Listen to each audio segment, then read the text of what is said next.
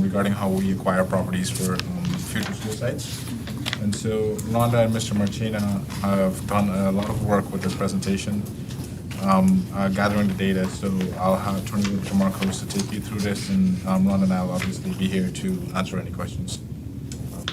Thank you, Dave. Good afternoon, Madam Chair, board members, staying off. Basically, we call this presentation sort of a comparison between a ready site and a greenfield site.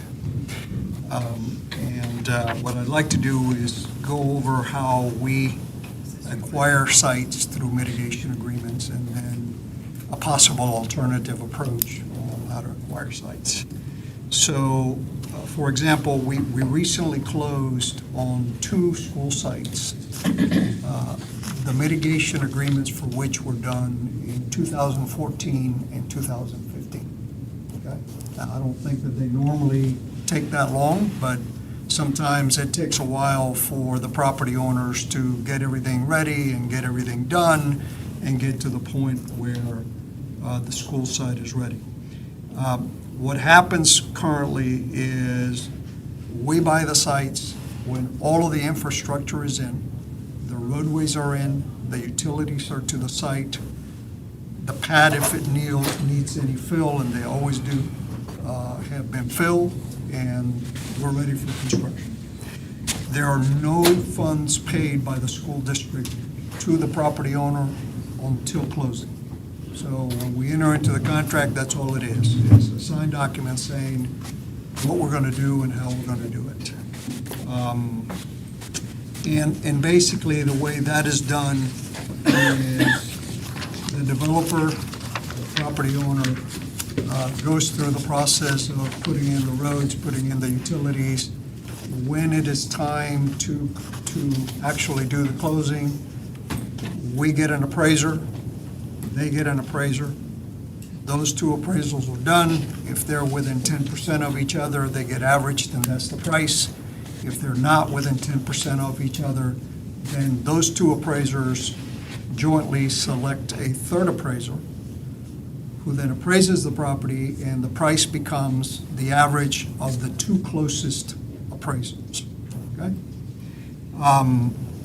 Now, what happens? At that time, the school board then pays the purchase price, and you have the option of, generally the way these are negotiated is you have the option of paying the purchase price all cash, and part impact fee credits, or all impact fee credits. So what happens in most situations is you save your cash. You certainly don't have to pay any upfront. But at the time that you go to close on the property, the price of the land compared to whatever the property owner had in it, as we say, per acre, has gone up for a number of reasons. Number one is their cost of putting in the infrastructure to get to the school site. Usually there has been a rezoning, and if property at one point was zoned agriculture, is now zoned either low residential or low medium residential. The market may have changed. As you know, there's no secret, everybody knows that the market has been very hot for a number of years. Price for land has been increasing just as price for houses have been increasing. Now, I want to remind everyone that that is not always the case. You know, we seem to get into an economic cycle and we forget that it is a cycle. We forget that in 2007 and 2008, 2009, a lot of people went bankrupt who had bought property for what they thought was a no-lose situation in 2016, 2006, 2007, and they ended up losing their shirt. So the developer has that market change risk that they take. If there's an upside, of course, they get the benefit of that from the passage of time. And lastly, the developer also has carrying costs for the property.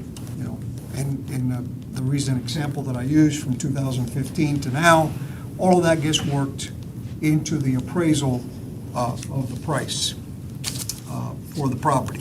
So what is good about that approach? What is good is there's less use of cash funds by the school district. In some cases, no use of cash funds. The exact location for the school site within a development can be identified. You know, if the developer is making adjustments to their plan as their plans are being processed through the county or one of the cities, and the site was originally going to be in one place, but it needs to be tweaked. If the school district has not taken title, it's very easy to make those adjustments, and by the time the school site is delivered to the school district, it's in its final location. The site, of course, is ready to build, and the risk of the market downturn that I was discussing is on the developer and not on the school district. What is the potential downside? You're going to pay a higher price than what you would have paid if you had bought it in 2014 as a result of all of the factors that I just explained. Okay? So the alternative to a greenfield site, what I choose to call a greenfield site, is the school district can consider buying the property for a school site when the developer first acquires the property. Now, there's some issues that we're going to discuss with that, but we would have to be very vigilant in understanding when potential projects were coming up and approach those developers and say, hey, we want to buy a school site from you, and we can negotiate an early mitigation agreement. But that's going to require some cash up front because the developer now basically is giving up title to that property early on in the process. So there's going to be some cash utilization at the time of the mitigation agreement. So, if I can interject, and I'll help Marcos tell the story as well, is we have greenfield sites that we're currently working on. Nova Road, the AAA site transportation facility that we were this morning, Knightsbridge School. Those are all cash deals because the SDP plans, the site development plan that they would go through to say, okay, I'm building 20,000 homes is not approved yet. So there really is no impact fees for you to go after, so you would have to pay cash for it. That's usually the one challenge with the greenfield site. And in addition to that, now the agreement is going to have to No, contemplate. but, excuse me, I'm sorry, just so I can track.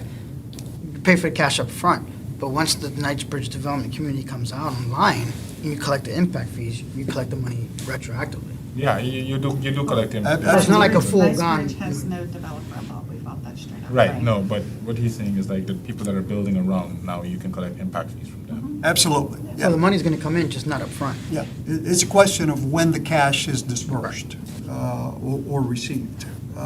Yeah, I just didn't want to get the impression that we spent the money, this one has No, no money it- There's spent. no- You're still there's no spending it, free whether it's an lunch. impact fee credit or not, you're just not getting the Right, money. and AAA around the entire development is now being built out, and those impact fees are being paid. It's just, they weren't the same developer to work with and offset what they were building versus what we were taking.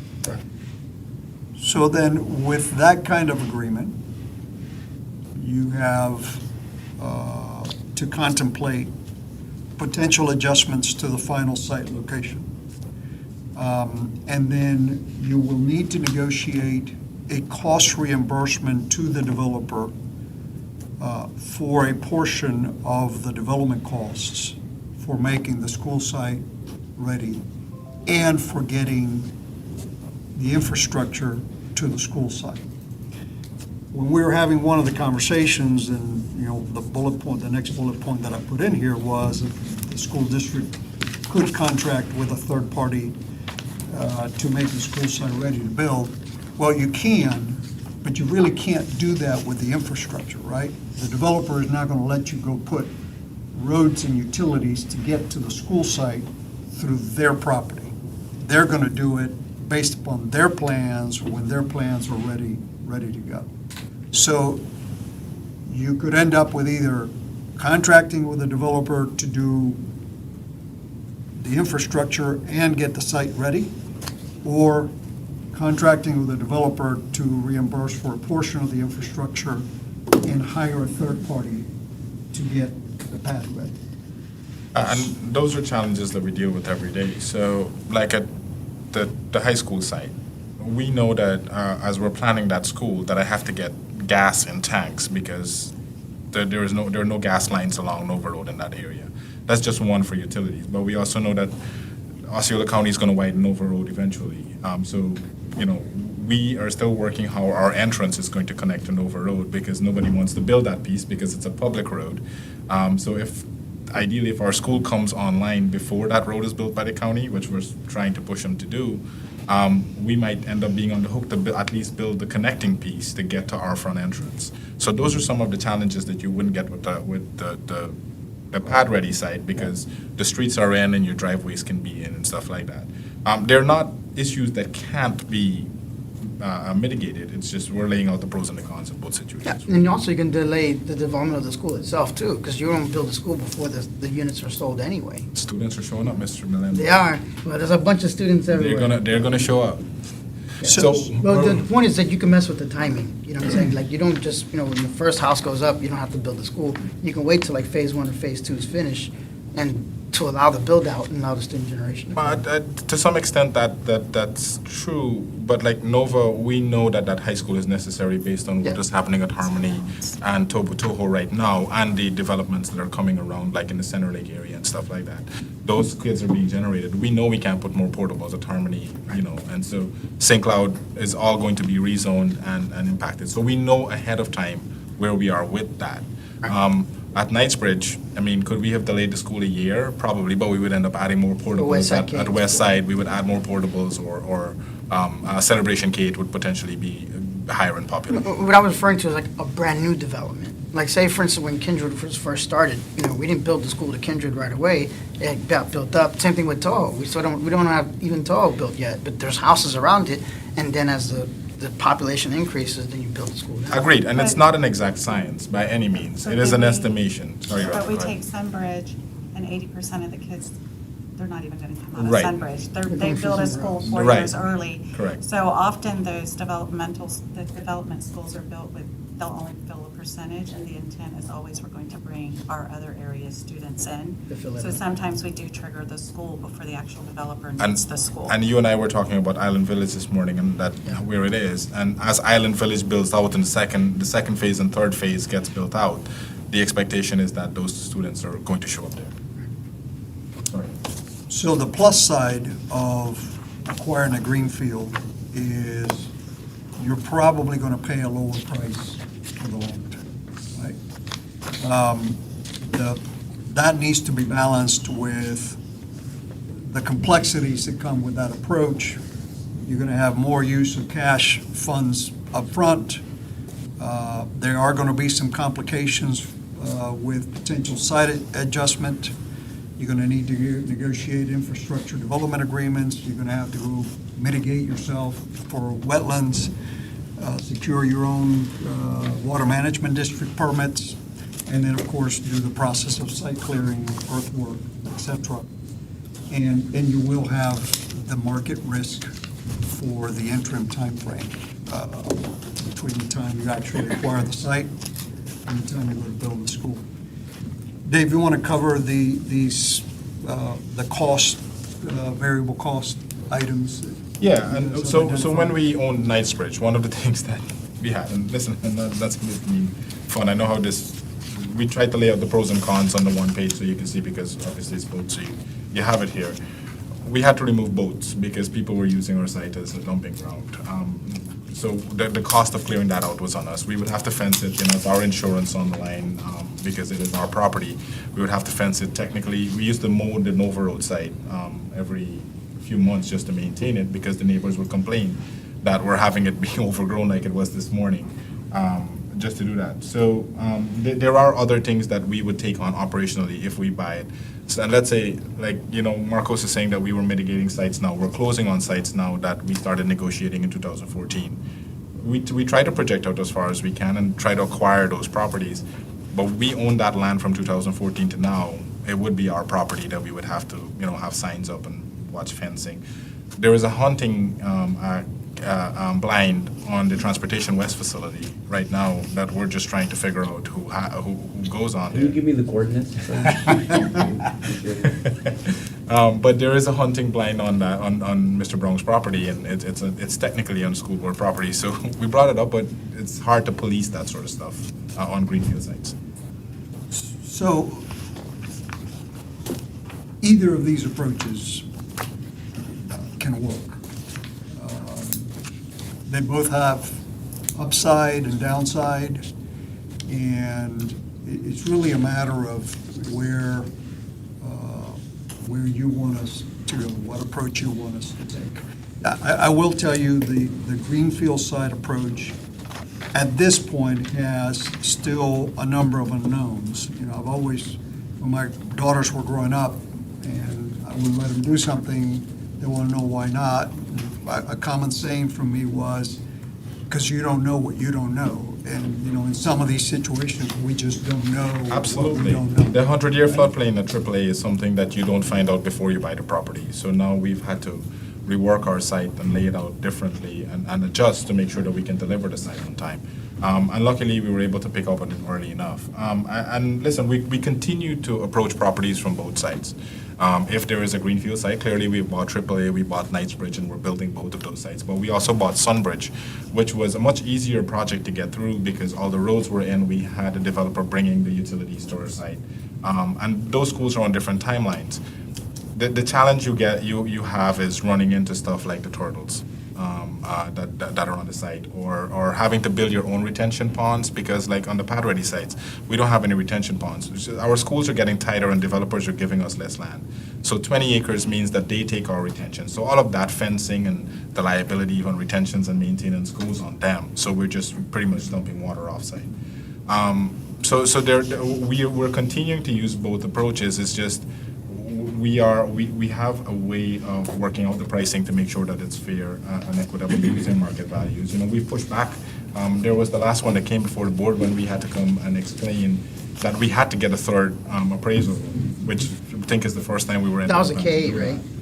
Yeah, Tohoku. Tohoku was a- Tohoku, yeah, That was exactly. That was a high school. That's a high It school. was a high school site, right? Oh, okay. Because we were more than 10, our first two appraisals were more than 10% apart, so we got a third one.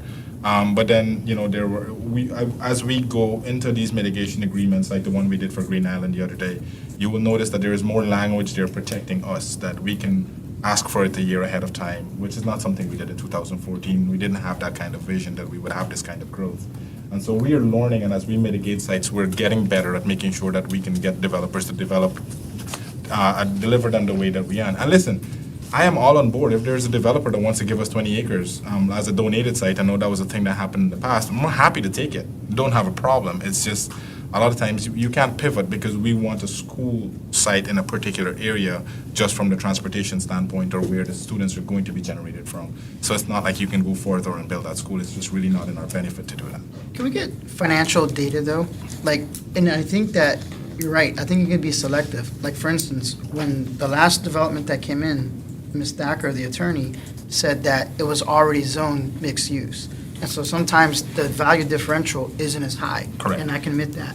But when we said, like, looking at other properties, it's zoned agricultural. They're paying $200 a year in property taxes. You know, so that value isn't as much of a, there is a gap between what they're paying for it, zoned agricultural, with the intention that the school district is going to change the zoning for them at the county level to petition. So I want to kind of get an idea of what is the historical, you know, the past 3 years, you know, Kindred, Toho, all those other areas, what did they pay for it versus what are we paying for it then? So that way we can look at the spread, Public records. you know, and then, We should be able to identify how much they paid for raw land. And right, divide it by- because I may be just talking in Cost per theory. acre, cost Yeah, per it may acre only- versus cost per acre. If I'm only talking I mean, about we'll do the saving exercise for you. $100,000, then it's not worth Yeah, it. but- But if it's $100,000 an acre and we're paying, you know, $5 million differential. Agreements as well, so Yeah. they could have traded other things that aren't in the cap Yeah, value that we yeah. can't see. But at least we can look at the data. The PC. I mean, you're real estate, you know, it's not as cut and dry as that. People negotiate stuff out, but we can certainly run the raw data that we have. Yeah, because at the end of the day, they have to have a final sales price before the market data for the MLS as We opposed. also have to take into account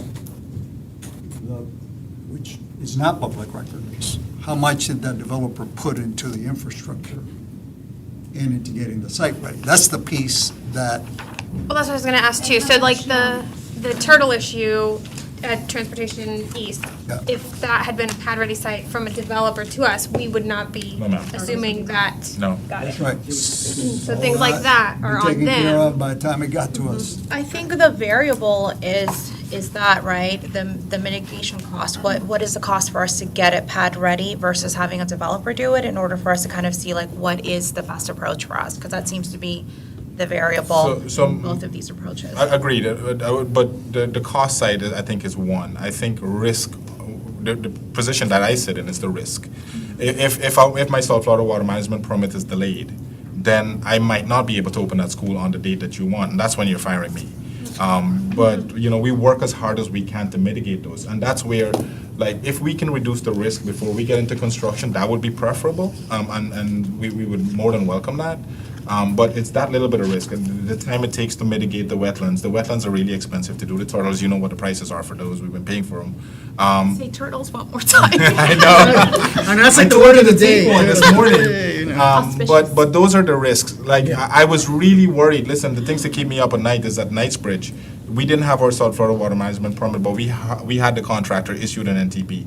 And all they could do was just sit and wait. On the day that permit hit, they had people all over there because we set the expectation, and the same thing with Transportation East. The reason you're not seeing more work being done out there and that an entire site is not cleared is A, we have to remove those animals, and B, we don't have our South Florida water management permit issued yet because the state, we don't control their timeline. So we can submit all the data, somebody gets picky, I want to see this, or I want to come and look at this, and we have to go through that, and that's the unknown that you don't have on a pad-ready site. So there are some I risks. think the difference that you're going to find, going back to the question you asked, I think where there is a potential difference really is just in the passage of time and the differential in the zoning. Because you're going to pay for all of the development costs, whether you get it pad ready or you do it yourself. Yeah. And except by get it If you get it pad ready, donated. you don't have the risk, right? They have the risk. So I think those are the two differential, the passage of time and the potential rezoning is what you're going to find are the difference. Right, and I just want to see the actual data in front of us, because like I said, if the differential is small, then it's not even worth it discussing. Well, For Ron- those that had the zoning changes, I'm pretty sure they're This pretty is, significant. I think this is a very healthy discussion to have, and, we'll pull the raw data again. We don't And know what the here's maximum another thing stuff too, is the definition of appraised value. That's another thing that I was kind of discussing as well. When we define highest and best use, we're not a developer. We're not building houses. So the definition of that appraised value should be different for school districts when we're purchasing land. Now, that could be through the interlocal agreement. Well, but I mean, let we can me- try to negotiate Yeah, that, but, but in let me tell you in other how- words, what I'm saying, the commercial appraiser shouldn't look at it as if we're trying to turn a profit ourselves and making houses. We're building a school. We're a nonprofit entity. Yeah, but they're not looking at who is buying the property. They're looking at what is the property, what can the property be used for? And remember, you're buying it from a developer. So if a developer is going to build houses on this site, then in order to sell it, he's no longer going to be able to build those houses. So it gets appraised for housing. And by the way, even back in 14, whoever was negotiating these agreements for the school district was putting a limitation on the appraisal conditions, which is going to be appraised as though it were used for single-family residential. Now, we've tried to go a step farther now and say single-family detached residential. Because in a couple of Townhomes are these, very popular the suddenly. densities got a little bit high, and so the prices came in a little bit higher. So those are the kind of conditions that we've been trying to put into the agreements to make sure that what you're paying is reasonable. How about this? And I saw on a prior PowerPoint where Frank had done for us before, that 60 days before they actually close on a deal, we have to do some kind of staff analysis, right? There's going to be an appraised value at the very beginning. when the developer buys the land. Why don't they just share it with us? We look at it and see if it's reasonable at that time and make that decision. You know, so. I'm sorry, I don't, Like- how do we get to look at that? I don't have the PowerPoint with me, because I wasn't expecting this to be, Yeah. they're, like, for instance, like, when I want to buy land, right? And, you know, you don't just close in 2 days. You know, they're usually like 6 months. They have contingencies, feasibility studies, they have to, especially if you're doing a zoning change. Again, that's where I think, or I see the biggest value is, where you see the different propositions. You're going to zone value change. You're not going to close on a property before you know you can even change it. Because what if the county goes, you know what, I'm going to keep it a farmland, I don't want to have desire for anything. So before they close on it, they have to go to the county and petition for the zoning change to occur. So when you petition it for it to occur, they then hire an appraisal to come in, because that's the developer's paying cash, they're getting a loan. Now, if you're paying cash, they probably don't have to have an appraisal. If they got that kind of money, they just buy it cash. But a lot of times, they're gonna get a loan and pay some money down. If they have to acquire a loan for the property, they have to get a loan, they have to get an appraised part value and say, okay, this is what the property is worth at the time of conveyance.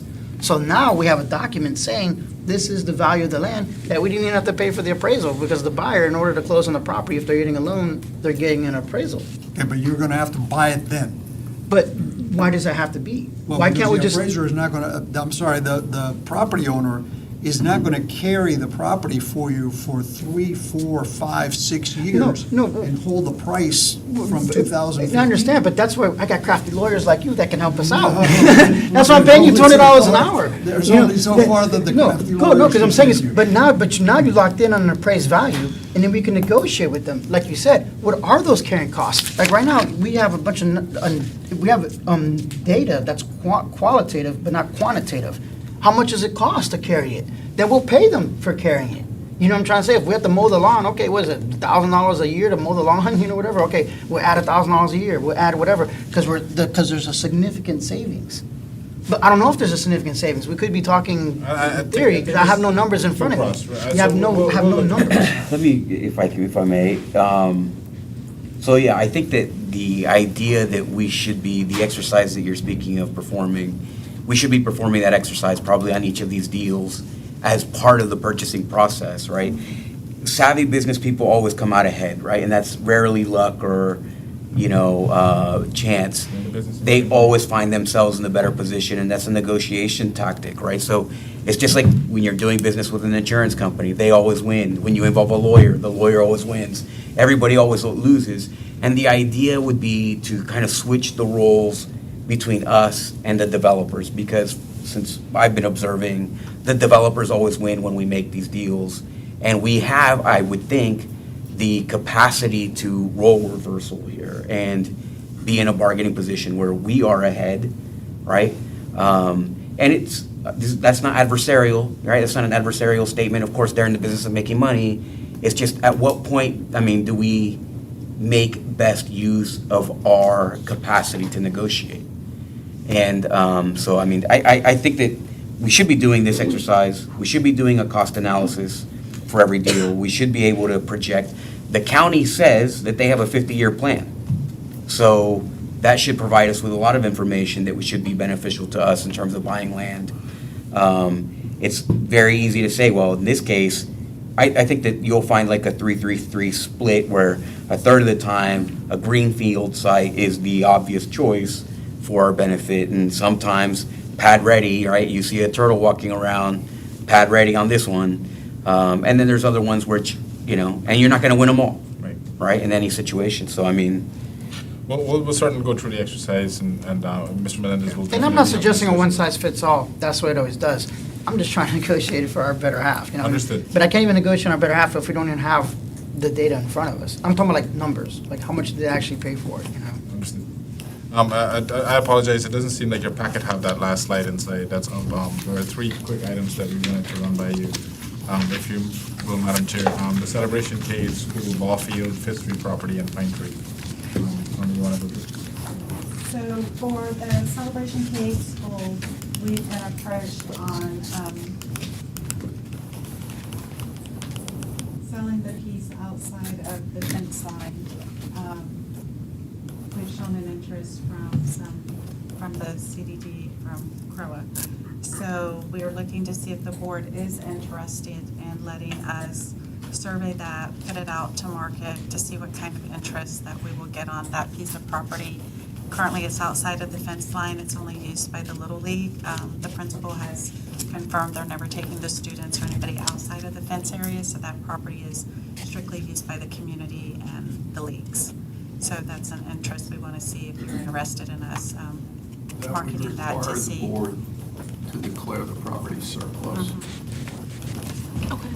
Because right now, there's two ball fields on there, right? So the one on the west side, or at least from that map's perspective, that's the one that the school uses. Correct. Next So, to the gym. so we have what a traditional K-8 would have district-wide within our fence line.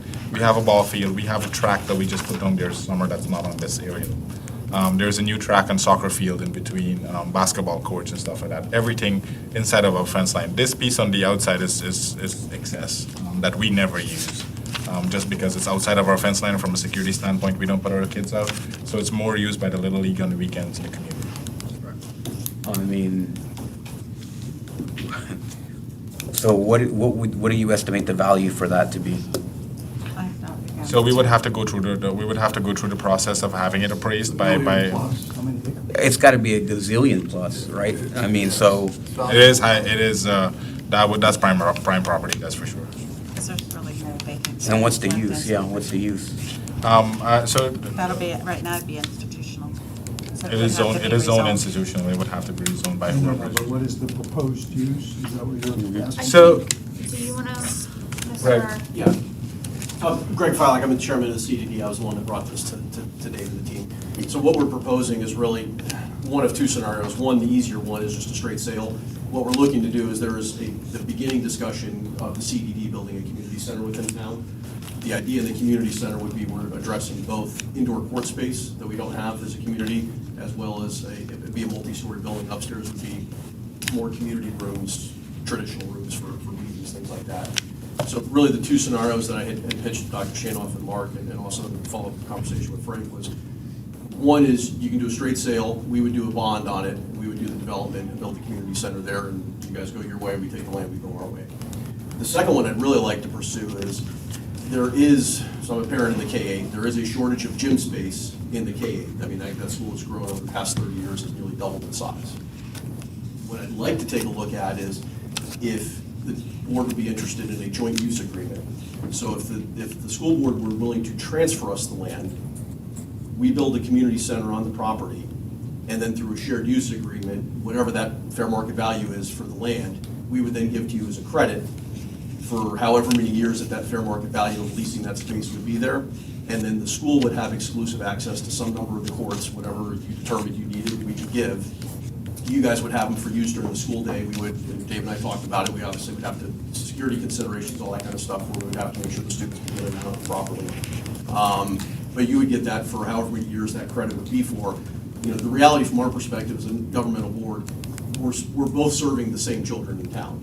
The kids that go to K-8 are predominantly the same, students that are the residents of our town. So if we were to say, you know, again, just hypothetically, a half-half, if we could build 6 courts in that building, you guys would get 3, we would keep the other 3 open during the day as a separated and secure off space. The community could use those, and then after school hours, those would be open for general community use. I love both of those ideas. Don't you have to go back and get a vote from your CDD, the residents of your CDD? We don't need a vote from the residents of the CDD. It would be just up to the board. Obviously, we're getting a lot of buy-in. We actually have a workshop here in about 2 hours with our homeowners association. So CROA would not officially be a party to this, as I'm envisioning it. I don't know. I'm waiting to see what their feedback is. We would potentially be the lead to do the interagency agreement with you. CROA may, because if you look on the building just to the north there is actually their town hall is falling apart.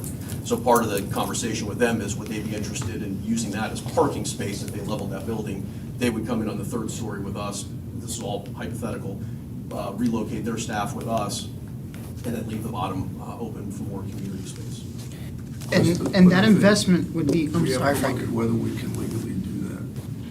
Right, but as far as whatever scenario 1 or 2, we're just basically just transferring the land. So there's no investment in our part for putting the building up, right? You're not asking for a contribution In for like what a I'm- down payment or anything. Correct, and like what that. I'm proposing, if you went with scenario two, where it becomes basically a $0 land swap, we would do the bond and the build, all the construction, all the maintenance. You guys would simply be, I don't know if I can use the word tenants, but inhabitants of it under a joint use agreement for whatever the conditions are that our two boards agree on. Between those, it'd be up to us to maintain it. Right, so there's no transfer funds from us to you, just to transfer the property itself.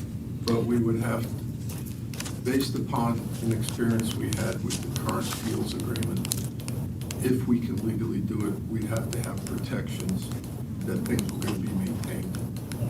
The sale would be obviously far cleaner from the school board's perspective, but there are And it benefits. can be on done. other- I think the big ask, that this afternoon, Frank, is for the board to acknowledge, or at least give us the permission that this will be considered surplus property, so we can start having those You can negotiations. explore it. So we can explore it, The is that, superintendent can come back with his recommendation. right, and Dr. Shanoff, will do the research on both options and have Dr. Shanoff bring it back to the board. So we're not, so Frank, I need clarification. So typically I have to market the property as a regular At this market. time, we are simply having the board say that it is surplus property, and then we will talk through the different issues with the superintendent, and the superintendent will come back to them and say, I'm recommending we go Route A, or Route B, or Route C. And the then we board will make a can final decision. decide how we go to market. Yeah, So my issue would be that, I mean, I think that those are great ideas. I would be opposed if all of a sudden this goes from being a community center for the CDD, for the people of Celebration, and then we're putting 500 apartments on there the next day. And that would be a completely different story, right? We will make sure that the agreements have to come before this board for approval, before it.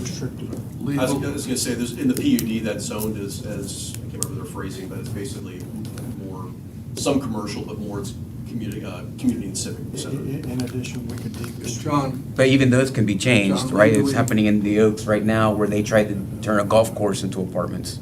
So, I mean, it's. John, legally, whatever we do, based upon a number of factors, I would strongly legally recommend we do anything that creates residential housing in that location, given the crowding we have. And I don't want to speak for my board, but I would 1,000% agree with that, because we can't fit more, I mean, putting more housing in down there doesn't make sense. Okay, board, so it sounds like, do we have consensus to start exploring this from We everyone? will consider it surplus property. Surplus? Thank you. Thank you. What else? So the Fifth Street property, you didn't bring that map up. This is the property next to Lakeview Elementary School.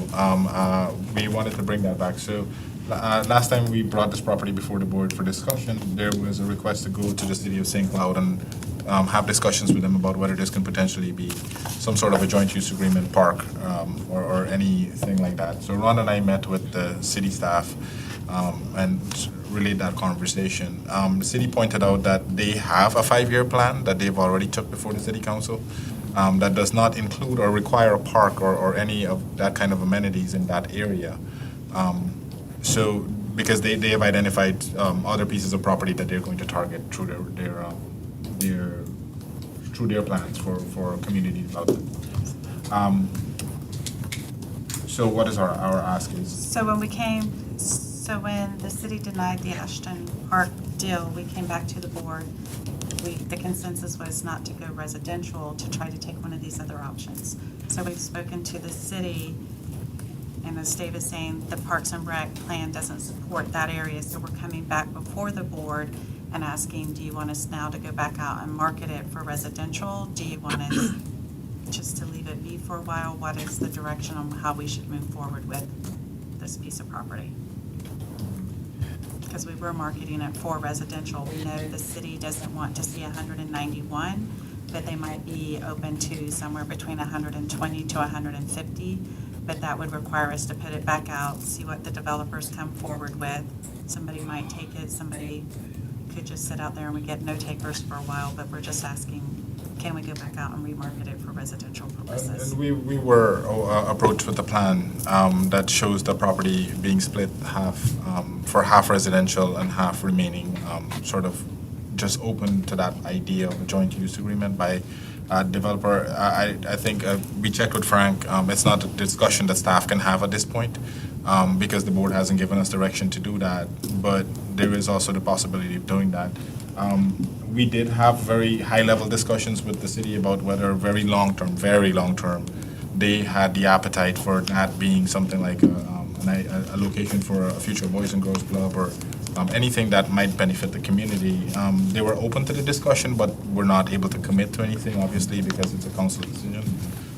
But they did see that being some sort of benefit. So we did get approached, and we shared the plan with Dr. Shanoff and Frank about potentially using half of the site for residential and leaving a future part. And I think a part of the discussion was along the lines that if we were going to go back out, we will require the developer to widen the street and help with the stacking problem that we have at Lakeview as well. So Dave, Yes, sir. the same thing we'd ask for the board there is to declare it surplus, subject to But the I think- superintendent bringing back the best approach for how he thinks the board should deal with the property. So it's already been declared surplus, we had to do that. Before Just to action. do what- I just had the conversation with the superintendent, so I am recommending to the board they declare it surplus. And then rework a plan. And the superintendent will be coming back with what he recommends. Since it's been declared surplus, I'll just pull out the paperwork. Okay. Yeah, because I like that idea too, because when I talked to the councilman, myself too, and one of the developers here now is to be able to shrink that property. Like you said, kind of split it in half, and they spoke about, they can prioritize the stacking, because that was one of Mayor Blackwell's big issues, because he had voted for the original Ashton Woods, but he got outvoted. But when I spoke with the mayor, he said one of the reasons why he supported it is because the original developer was willing to deal with the stacking. So the new developer or potential developer is looking at that and saying, okay, they can agree to dealing with the stacking issue first. And then we could just hold on to ours. Because the reality is, we didn't pay for this specific land. It was part of the original purchase of the school. We just never used it. You know, just the same thing with the celebration. We didn't particularly buy that parcel to do something with it. It was used. And so, and I think Sarah mentioned it at the last board meeting too, or a couple board meetings ago, that we're not dependent on the sale of that property to move forward with another contingent property. Here, we can reduce the density, still make money off it, you know, because at this point, we're not trying to say not selling it, but I think splitting it up and allowing the district to hold on to that piece, whether it's a park or joint use agreement, just holding on to the land, because land is not gonna, it's not, more land isn't getting created, you know, so I think that's something that, it's a win-win scenario where we can get cash for the sale, reduce the density, and get the developer to commit to doing the roadway first. So we can say, before you put up a house, you know, do the roadway or do the stacking in order to facilitate the school to not have an issue that it's having right now. Understood. So I think, Frank, sorry, ma'am, go ahead. No, I was just going to ask the board to make a decision because we are already We are leading past into our time. another workshop that we're supposed to be in. Yes, ma'am. Thank you. I mean, if it's already declared surplus and that's what you're asking us to do, then we don't have to do anything. I just need direction on where we're going with the land, because it has been declared surplus by the state, that's how we. I'll go back to have the superintendent bring back the board the recommendation. Yeah, Okay, There are some that's discussions going on. that's really what we're looking for. great. I mean, Yeah. shouldn't we be hosting some kind of community opportunity? And I know that we spoke about this before, where they can come, they can look at the surplus property, and then the community as a whole kind of start having input on what we should be doing with this land. I mean, that would be wise, wouldn't it? I'll be the one that says to you, having seen that happen elsewhere. Say again? I'll speak to that, having seen it happen elsewhere. What you will have is communities say they want parks, they don't want any residential, they don't want this, they don't want that. And you have an ultimate responsibility to maximize the resources of the district. So to the extent you could do a development that had, what Julius, you were talking about, a retained property for our benefit and minimized any negative impact on the community, then if you assume that's a negative impact, that would be better. But I can tell you, when you open the door to say to the public, tell us what you think, the minute you don't do what they tell you, you've got a whole army of enemies. But isn't that the whole point of our process, is that we have elections, right? and the community elects you because you make a commitment to them to do certain things. So if you don't do what the community is asking you, then you lose an election. The community It sounds is like all this of Osceola conversation County. should be had offline. The direction has already been given. Is that correct? Do you guys have everything you need? We will. Yeah. The last thing we just wanted to tell you is the Pine Tree property. Last time we brought it up, Valencia College expressed some interest in the property, and we have met with them. I met with them on site on Thursday with their board of directors, real estate individuals, and they're still very interested in it after actually seeing it, and they're putting together some information and going to get back with me on yes or no with the letter of interest. So hopefully I will be bringing that back. It was more positive than not positive. Thank you. Thank you all very much. Apologies for the time running. Yes, sir.